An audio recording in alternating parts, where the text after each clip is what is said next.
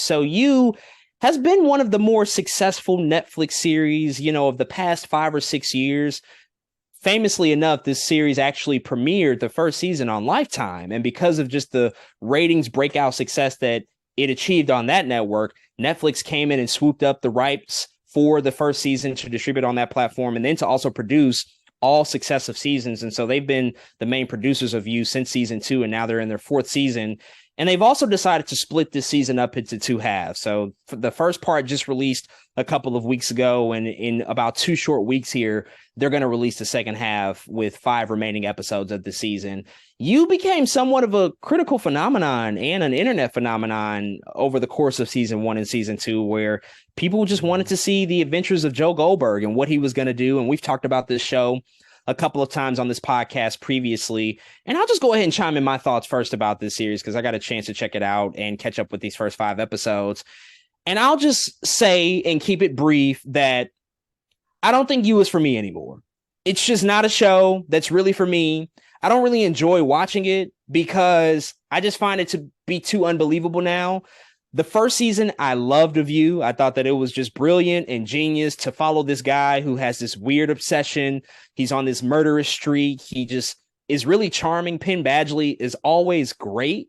The second season, you introduce some new characters who start to act as foils for Joe Goldberg and almost match his craziness, which was very interesting to see.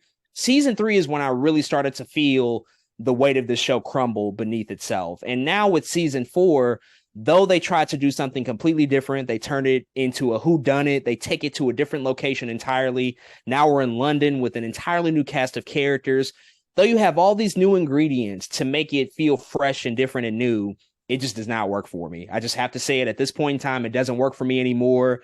I think that these first 5 episodes were very exposition heavy to just set up the next 5 episodes. I don't know why they decided to split this up into two halves because it is only 10 episodes and they have previously released 10 episodes altogether before. It's probably just a financial and marketing strategy at the end of the day, which fine, Netflix will do that. I know that it makes business sense in some respects, but I just couldn't get into it. It's just really not for me anymore. This is another instance of a show that I think has gone on too long. And like I said earlier with Sharper, it's straining credulity. I just can't buy into the fact that this guy is doing all this shit and getting away with it over and over and over again.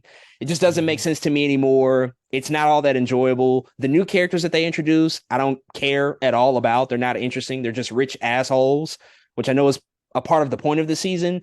But this just isn't for me anymore. And I don't even know if I'm going to watch the second half, if I'm being honest. I might just be completely out on You entirely, and I will just gladly sort of walk away with it and say, like, I'm good. It had its run for me personally, and hopefully it just doesn't shit the bed for the second half of the season. So, man, there is a lot of, I think, issues for me as well with this first half of season 4 of You. One of them, a really, really big one being, I remember Penn Badgley even telling us before even taking You season 1 that he was skeptical of even doing it, just because how much is wrapped up in a story like this and how that tends to look back on you, I think, as a professional, as an actor, things like that. We see how the crazy characters Evan Peters is constantly asked to play, right? I think Penn Badgley has some of those same regards. I will say Penn Badgley, there's never anything wrong with him. He's good at what he does. It is what it is. He's gonna carry the show the way he knows how. One of the big problems with this season in particular is Joe. They're trying to make him seem like he's legit cleaning up his badness. his season 1 through 3 of You, we understand Joe to be charismatic, this book nerd, this guy who can be loving, but he has problems and he loves in other ways. But we always understood him to be a murderous psychopath. It's something about this season that feels like we're missing the murderous psychopathness that makes, in watching this season, I hate that I feel like I should be rooting for him when I shouldn't be. And I think that's like they used to be part of the pizzazz of the show, was me being like, man, he's all those things, but he is still a terrible person. He is still a murderer. And I find myself not feeling like that in this season. I feel the story being like, he can atone for his sins. I don't like that. I don't really like this cleaning up thing going on with this character. Another thing is I'm kind of with you. The parts of this season that are to me the best parts the parts I do like watching of the season are the parts that aren't so crazy. The parts where it's him thinking out something or him trying to figure out something. In fact, one of the most interesting things to me about this is the character. I think her name was Nadia or whatever, which is like one of his students, his new students. To me, she could be an interesting character. She barely even matters in the grand scheme of this whole season. I was like, why don't y'all pay attention to her? Not these white people over here. Why don't they use her as a vehicle for Joe? And they don't do that throughout here as well. So I might be with you. Another thing I will say I do like, this might be like the best shot season, but that's just like budget stuff. You know what I'm saying? This is just like, oh, it's season 4. We have the money. Also, we're in England now. Things are just gonna look really nice. And I think it's shot very well. But overall, man, it's just one of those things where, like you said, it's been exhausted. It's time, I think, to let you go as a TV show.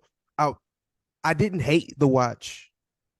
I'll say that, but I will say it is very exhausting. I think they've done it all. I think they've done what they come to do. It's getting ridiculous. It's starting to get out of hand. Yeah, the second half of the season is probably just going to be more out of hand. Like now we're in like a whole nother, no spoilers, but now we're in a whole nother kind of TV show going on here. We've lost, I think, the sense of what you was meant to be. And it's unfortunate that it had to end this way. I thought when the marketing or when they were telling us that they were splitting it up in two and the creator, she was like, oh, you're gonna need that time to process. And I'm sitting here like, no, I don't. I don't need time to process anything. Like y'all didn't do anything. I don't know what you're talking about. So yeah, I kind of just left a little bit empty. Again, okay watch, but I think I might be out just as much as you are.